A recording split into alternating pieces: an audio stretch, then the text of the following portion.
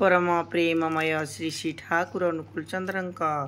श्रीमुख निसृत पवित्र स्वास्थ्य और सदाचार सूत्र ग्रंथ पाठ बैशाखर नव उत्सर्जन मोर परम पुरुष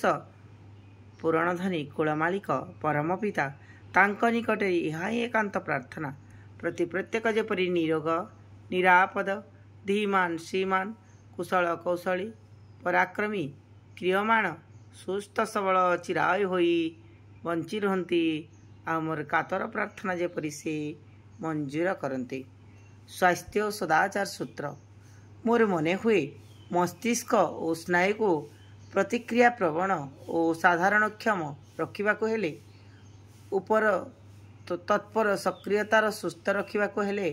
मांसपेशी को पतला पोषण पुष्टि दे सुस्थ रखा हेले चाउल जब डाली दुग्ध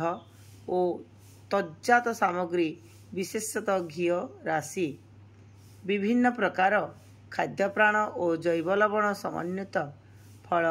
और शाकसब्जी इत्यादि सुंदर खाद्य उपयुक्त परिश्रम सह सहजपाच्य पुष्टिपद एही खाद्य गुड़िकर सात्विक संपद अधिक